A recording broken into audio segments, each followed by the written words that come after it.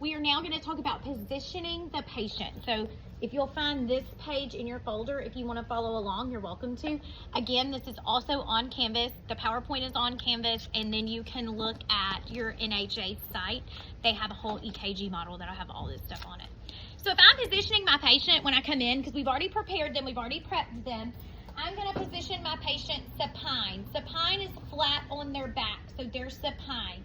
Now, not all patients can tolerate this. So if your patient's dyspneic, they have back pain, cardiac problems, they may not be able to lay supine, and that's okay. We'll raise their head of the bed. First of all, we'll give them a pillow. We'll see if that helps. A lot of times it won't though, and we have to raise their head of the bed.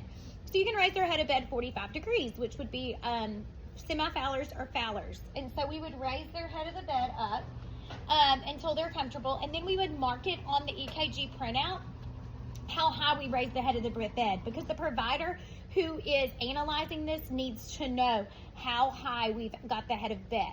Now, if your patient is pregnant and they're in the later stages of pregnancy, you are going to want to transition that patient to the left side.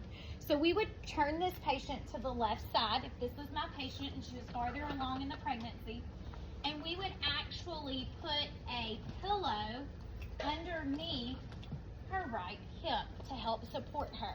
So now she is on the left side, and now I could do her EKG like that also. Okay, so that's how we position somebody who is in the later stages of their pregnancy.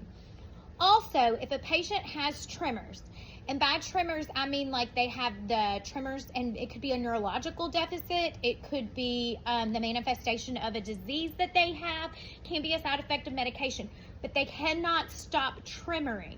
If that is the case, then we are going to ask our patients to put their hands, let me move real quick so you can see, we're going to put their hands palms down on the bed, and we're going to have them sit or lay like that with their hands, sitting with their hands palms down on the bed. Will this stop all tremoring? Not necessarily, but it will help us to get a more accurate reading. So positioning your patient and preparing your patient is very important so that we can then get an accurate reading.